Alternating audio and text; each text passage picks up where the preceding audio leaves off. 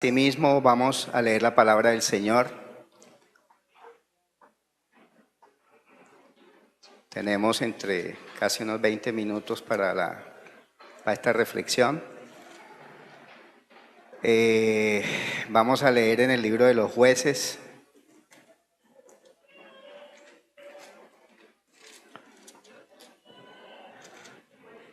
Jueces, capítulo 13.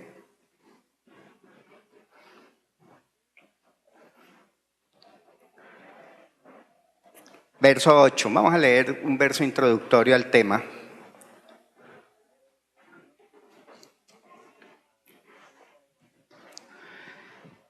Libro de Jueces, capítulo 13, verso 8. La congregación sí ya está unánime para la lectura. Podemos comenzar la lectura en el nombre del Señor Jesucristo. Amén. Y leemos todos. Entonces oró Manoah a Jehová y dijo: Señor mío, yo te ruego que aquel varón de Dios que enviaste vuelva ahora a venir a nosotros y nos enseñe lo que hayamos de hacer con el niño que ha de nacer. Den un gloria al Señor, demos un gloria a Dios y pueden tomarse cómodos. Amén. Pónganse cómodos, hermanos. Lo que el Señor nos tiene para esta noche, lo estábamos comentando con el hermano Plutarco, él ha sentido o sentía para este tema, para el día de hoy, unas familias dispuestas a servir a Dios y fortalecidas de una manera integral, en lo espiritual, digamos, en todo. Amén. Cuando uno piensa en que las familias, digamos, estén dispuestas, propensas, estén, digamos, totalmente abiertas a servir al Señor, uno se pone a pensar en cosas como las que suceden hoy en día en la sociedad. Y es tener la fórmula para hacer las cosas, ¿cierto? ¿Cómo hacemos para que esto nos dé resultado? Eso en el mundo de hoy se llama el mundo efectista. Y es tener una receta, una fórmula para conseguir exactamente las cosas. Y fue lo que le pasó a Manoah, una familia que oraba mucho porque estaba pasando por una prueba muy difícil. No tener hijos en Israel era un problema serísimo, porque no dejaba descendencia. Era oprobio para un hogar no tener hijos. Y la esposa de Manoah, pues era estéril. Y de tanto orar y de tanto consagrarse al Señor, de tanto, ¿cierto?, estar pendiente de su propósito delante de Dios, la palabra del Señor dice que se aparece el ángel de Jehová. Amén. Es la teofanía del Señor Jesucristo. Amén.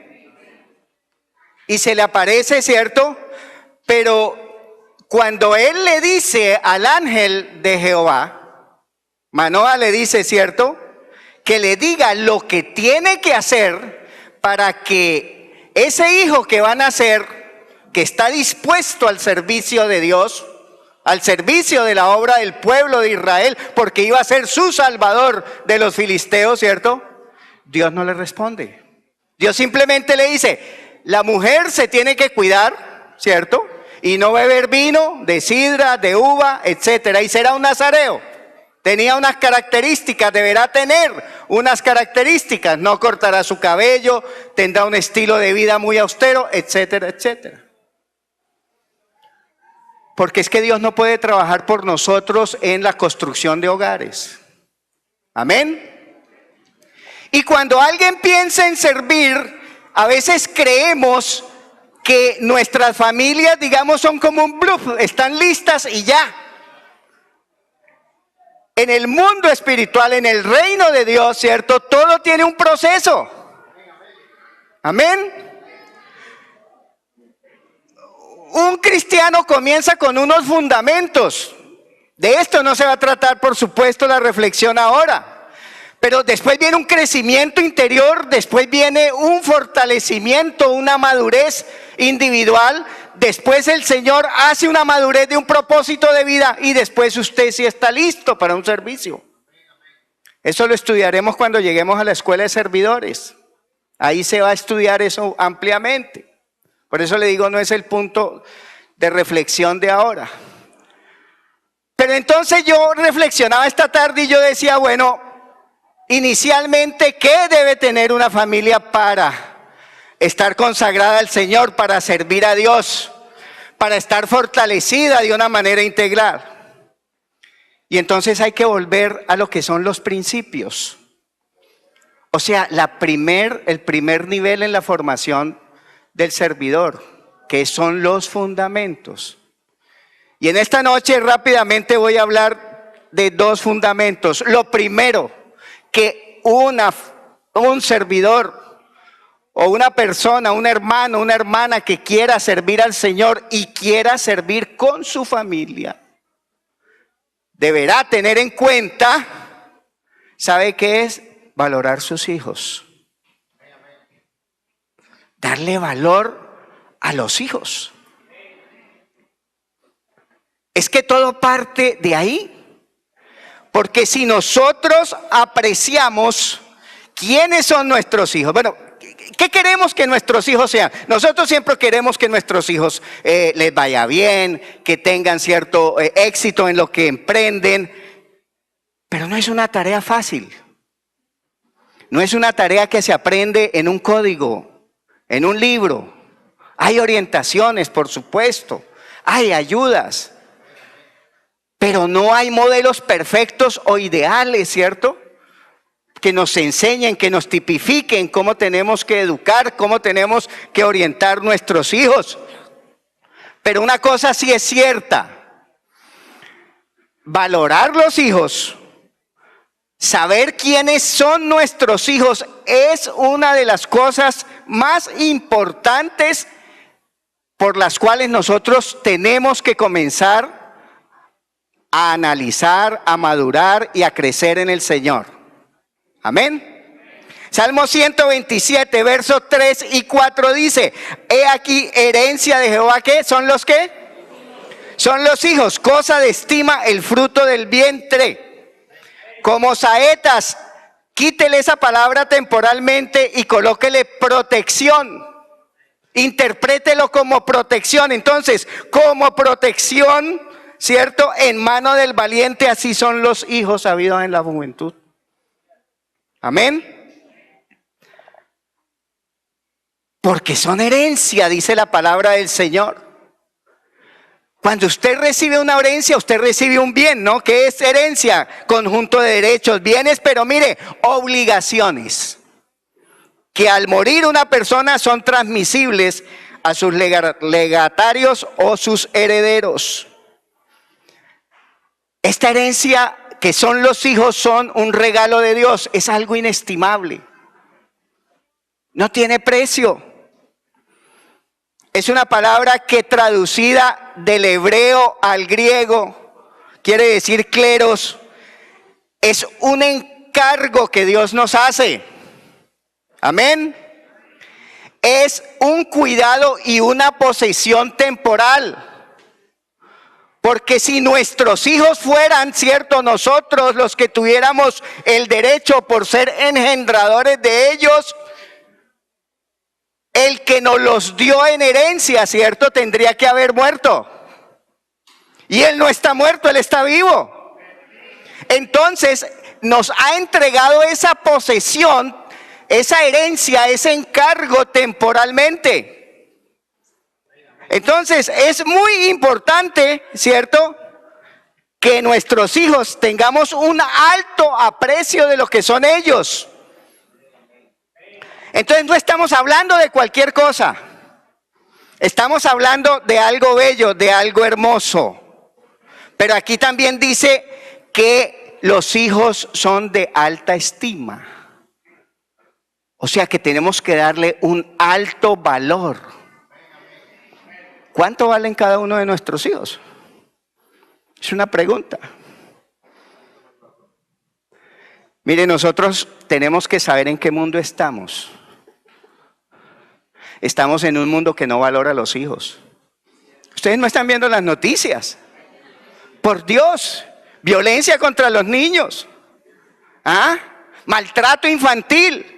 Esa es la comidilla de las noticias, es la venta del periódico amarillo del día de hoy. Asesinato de niños. Gracias a Dios hay un remanente, un pueblo escogido que realmente estima a los hijos. Y esos somos nosotros, amén, hermanos. A uno le da tristeza saber que hay tan baja estima en los niños que hasta antes de nacer, o no llamemos antes de nacer, antes de recibir el aire de la naturaleza, son asesinados. Les traje un dato, no tengo mucho tiempo porque la verdad es desde del 22 de enero de 1973 hasta la fecha, ¿usted sabe cuántos millones de abortos legales ha habido en un país que nos trajo el evangelio de América del Norte, los Estados Unidos y allá en el norte? 27 millones de niños no han nacido porque fueron abortados en clínicas legalmente. Es casi la mitad de la población que actualmente tiene Colombia, poquito menos de la mitad. Se cree que mueren a un ritmo de 3 niños por minuto. ¿Será que este mundo estima a los hijos? La respuesta es un gran no. Pero nosotros estamos aquí como un baluarte para hacer apología de estimar a los hijos, de estimar el hogar, de estimar la familia y de estimar los esposos. Tanto problema que la Corte Constitucional ayer o hoy declaró que los hijos, que la no adopción entre parejas del mismo sexo. Tanto alboroto, tanta cosa. Cuando uno sabe que estamos en un mundo que está totalmente perdido.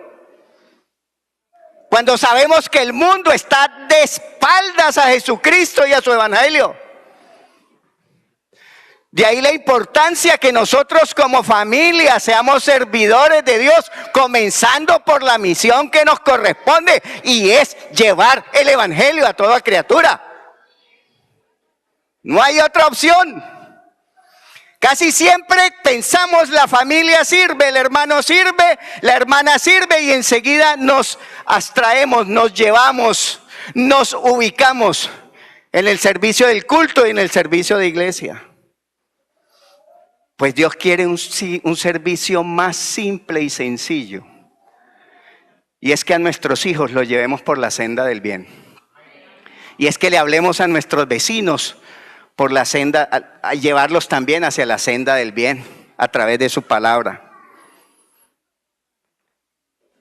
Desde que el niño es concebido, ya es un ser humano con carácter. Amén. Ya es un ser humano. Entonces, nosotros tenemos que dar una alta estima. Mire, es algo perfecto. La creación de un niño es algo perfecto. Es algo que la naturaleza realmente todavía no comprende muchas cosas. La ciencia lo comprende. Algunos temas, algunos tópicos. Pero hay algo que en lo más íntimo, en lo más interno, todavía hay cosas maravillosas que no alcanzamos a descubrir. Amén. Salmo 139 dice en el verso 13 o 15, porque tú formaste mis entrañas. Tú me hiciste en el vientre de mi madre. Te alabaré porque formidables, maravillosas son tus obras. Estoy totalmente maravillado, dice el salmista. Amén. Y mi alma lo sabe muy bien. No fue encubierto de ti mi cuerpo. Bien que en oculto fui formado y entretejido en lo más profundo de la tierra. Mi embrión vieron tus ojos, y en tu libro estaban escritas todas aquellas cosas que fueron luego formadas sin faltar una de ellas. Para que nosotros aprendamos a servir a Dios, nosotros tenemos que tener una conciencia de cuán maravillosos somos nosotros, porque nosotros también fuimos hijos, nosotros también fuimos engendrados. Es un proceso de vida. Amén. Nosotros nos unimos a una pareja y tuvimos hijos, y con los hijos formamos una familia, formamos un hogar. Y eso es lo que determina, ¿cierto?, que nosotros demos alta estima a nuestros hijos. Y el otro principio por el cual, ¿cierto?, es importante que tengamos y que reflexionemos antes de ver cuáles pueden ser las estrategias para que la familia sirva al Señor, es porque los hijos son ayuda y protección. Amén. La palabra de Dios dice que como saetas en manos del valiente, así son los hijos sabidos en la juventud. Ahí lo que el salmista está hablando es en un sentido figurado. Las saetas corresponden, ¿cierto?, a un acto de protección. Son tan importantes el hogar, porque los hijos apoyan a sus padres y los padres apoyan a sus hijos en diferentes estados o estadios de la vida. Para nosotros los padres es como una inversión que estamos haciendo. Váyanse a la parábola de los talentos, ¿cierto? Hagan de cuenta también que sus hijos son talentos que comienzan con muy poca cosa y terminan, ¿cierto?, haciendo una gran cantidad de cosas para el Señor. Hacia donde mandemos nuestros hijos, porque son como flechas. Nosotros somos los que tenemos el arco, nosotros disparamos esa flecha, nosotros somos los que orientamos, los que debemos decidir hacia dónde estamos orientando a nuestros hijos con nuestra formación hacia ellos. Amén. Y entonces, para que eso lo podamos hacer, nos tenemos que ceñir a otro principio, que es que no enseñemos a nuestros hijos una doble vida. Creo que el hermano Plutarco habló en un sermón, lo digo más de como iglesia, sobre esto de la integridad, de que ser íntegros. Proverbios 27 dice: camina en su integridad el justo, y sus hijos son dichosos después de él. Sus hijos son felices. Si nosotros somos íntegros, tenemos una gran chance de que nuestros hijos sean íntegros. Amén. Es decir, que estén completos en Cristo, que estén completos en el Señor. Y entonces también cuando llegue el momento de servir dentro del hogar al Señor o de servir en el templo al Señor, lo harán con altura y suficiencia y con calidad. Amén. ¿Por qué? Porque van a tener la integridad que nosotros le podemos haber inculcado. Entonces fíjese que primero uno estructura, primero uno forma unas bases como cuando forma este edificio, para entonces uno sí dejarlo dispuesto para que el Señor disponga en qué lo va a usar. A mí sí me gustaría, yo siempre reflexiono en esto y me gustaría que reflexionáramos en esto, hermanos y hermanas. Dejemos que Dios sea el que defina en qué es que le vamos a servir a Él. No piense tanto en qué le va a servir su hijo, su hija, qué tipo de ministerio vaya a llevar. Deje que el Señor actúe en la vida de cada uno.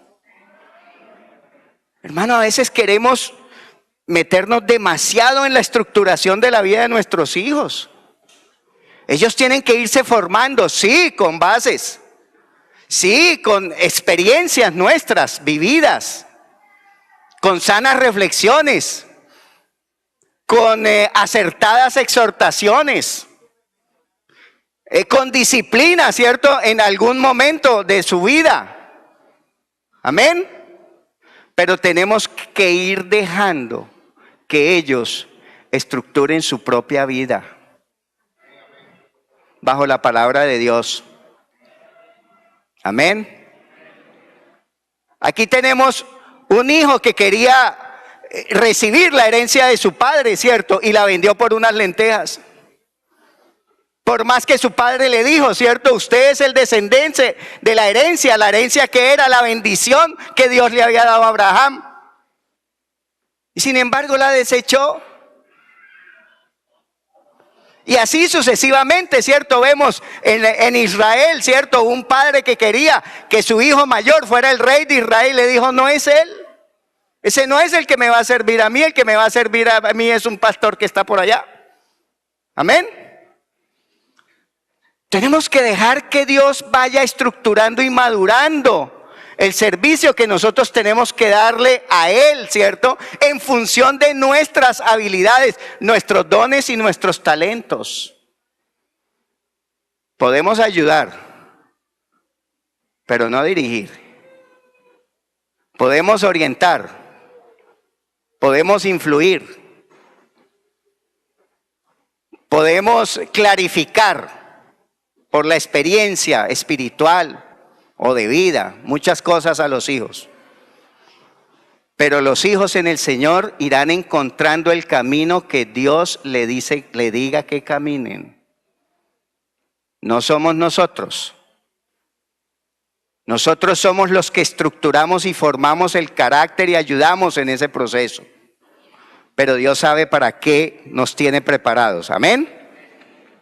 Luego nosotros tenemos que ser realmente espirituales para poder estructurar un buen hogar. Aquí se dijo, hay que orar mucho, lo dijo aquí el hermano Oscar, la hermana Celinda habló de adoración. Ya esos son estrategias que Dios pone en la vida nuestra, de los hogares, para actuar. Pero para terminar quiero reflexionar rápidamente que la familia tiene que orar junta. Es de gran bendición. Una familia que esté dispuesta a servir a Dios tiene que orar junta. Hay que sacar tiempo. Que la complejidad del día a día, todo eso es cierto, pero que hay que sacar tiempo, hay que sacar tiempo. Nosotros necesitamos mucha sabiduría de parte de Dios para que nuestra familia, cierto, pueda hacer lo que Dios quiere que haga. Pero eso lo tenemos que hacer es orando juntos. El Señor dice, cierto, que oremos, ¿ya? Y que tengamos en paz todo lo que estemos haciendo, más con nuestras esposas, para que esas oraciones no tengan estorbo. ¿Qué quiere decir eso? Que estemos en armonía, en una armonía espiritual. Amén. Entonces los hijos deben participar en las oraciones. Muchas familias cristianas no oran mucho, ¿cierto? Solo cuando vienen crisis, ¿verdad? Y solo cuando se viene, entonces sí se intensifica la oración, porque hay que pedir por sanidad, hay que pedir por una circunstancia especial, hay que pedir por la prueba, por la dificultad, etcétera. Eso es algo normal, es algo incluso humano. Así es. Pero si queremos que Dios oiga en crisis, ¿sabe qué tenemos que hacer? Orar todos los días. Amén. La palabra del Señor dice, buscad a Jehová mientras pueda ser hallado. Llamadle entre tanto que está, ¿qué? Amén. Simple. Ahí está esa estrategia. Todos debemos orar específicamente por necesidades de familia. Porque la familia tiene que ayudarse mutuamente, dando gracias a Dios antes de viajar, antes de cualquier actividad, antes de salir a la escuela, a la universidad. Oremos en todo tiempo por la familia y tendremos unas familias dispuestas a servir a Dios y fortalecidas de una manera integral. Amén. Para terminar, una familia que estudia, una familia, digamos, que está dispuesta a servir a Dios, tiene que estudiar la Biblia juntamente. Amén. Es importante, ¿por qué? Porque ahí tenemos dirección de parte de Dios. Amén. Tenemos una guía.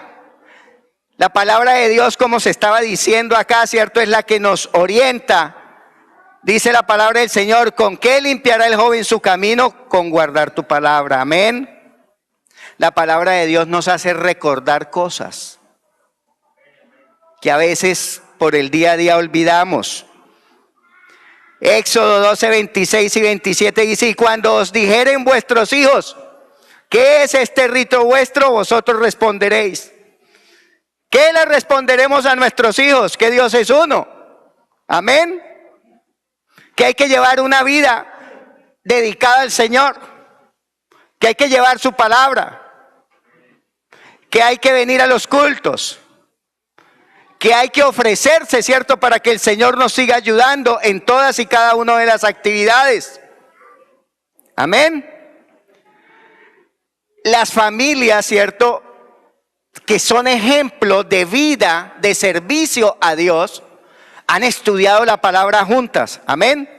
Segunda de Timoteo 3, 14, 15. Pero persiste tú en lo que has aprendido y te persuadiste, sabiendo que de quién has aprendido. ¿Y de quién había aprendido? Desde su niñez, ¿verdad? Trayendo a la memoria de quién había, de su abuela Loida, de su madre Eunice, ¿ya? Y de él también. Lo que él había aprendido también por sus propios medios. Amén. Entonces, una familia que está dispuesta a servir a Dios, también tendrá en el estudio de la palabra de Dios, ¿cierto?, una gran bendición para servir. Y finalmente, quiero decir en estos minutos que restan, que una familia que está dispuesta a servir a Dios y estar fortalecida espiritualmente, debe poner primero el reino de Dios en su familia. Amén. Y tenemos ejemplos. Abraham, por ejemplo, dice la palabra del Señor en Génesis 18, 19, porque yo sé que mandará a sus hijos y a su casa después de sí que guarden el camino de Jehová, haciendo justicia y juicio, para que haga venir Jehová sobre Abraham lo que ha hablado acerca de él. Josué dijo, yo y mi casa serviremos a Jehová, ¿cierto? La palabra del Señor, ¿cierto? Al poner el reino, sabemos dónde están nuestras prioridades. La palabra del Señor nos enseña, ¿cierto?, que Lot tomó una prioridad mal orientada para él y su familia. Y tal vez al principio le fue muy bien, pero tristemente, ¿cierto?, terminó cuando obviamente, ¿cierto?, vio a su familia totalmente destruida. Amén. Una mujer convertida en piedra, ¿verdad? Él sin hogar, ya, no pudo salvar sus yernos, etcétera. Y al fin, y sus esposas, ¿cierto? Sus hijas cometiendo incesto. Porque la verdad es que no puso el reino de Dios primero, ¿cierto?, que sus necesidades. Ojo muy en día hoy con dónde están nuestras prioridades. El mundo nos está llevando a mirar cosas que aparentemente son prioritarias, pero no lo son, hermano. No lo son. Van a pasar, hermanos. Van a pasar. Lo único que va a quedar, ¿cierto?, es nuestra fidelidad a Dios, para que nuestras almas puedan ser salvas. Amén. Tenemos que estar ocupados en la obra del Señor, ¿verdad? Aquila y Priscila enseñaron a otros. ¿En dónde lo hacían? En sus casas. Abrieron sus casas para las reuniones de la iglesia, de su tiempo. En la casa de Lidia practicó la hospitalidad. En la casa de Estéfanas, en Primera de Corintios, dice que se dedicaron al servicio de los santos, ayudaban y trabajaban. Entonces, hermano, con esta pequeña reflexión, es la intención de parte del Señor que ha puesto en nuestro corazón de que nosotros dediquemos nuestro servicio, nuestra familia, al servicio del reino de Dios. Es bueno anhelar obispado, dice la palabra del Señor. Pero el primer servicio que debemos hacer es en nuestros hogares, nuestros vecinos, ¿cierto?, sirviéndole a Dios, llevando el mensaje de salvación. Para eso fuimos hechos. lo otro es estructura, lo otro es dinámica de trabajo en la iglesia, en la congregación, y también el Señor utilizará a los que siempre ha utilizado y a hermanos y hermanas nuevas, porque es buena esa dinámica y es obviamente muy lógica, pero estamos llamados a servir desde nuestros hogares. Oremos al Señor en esta noche, hermanos, para que Él sea el que nos oriente, nos llene, nos signe cuál es la forma en que podamos servirle a Él, y para que todos estos propósitos que usted tiene de servicio, hermano, usted los pueda cumplir. Es bueno anhelar servir al Señor, pero hay un camino que recorrer, y ese camino comienza meridianamente por tener muy buenos fundamentos y por tener claro que base fundamental, orar mucho, ¿cierto? Estudiar mucho la palabra de Dios, y tercero, divulgar el reino de Dios en nuestros hogares y en nuestros alrededores en primera instancia. Oremos. Señor y Dios Todopoderoso, te damos gracias. Gracias por este tiempo que tú nos has permitido compartir.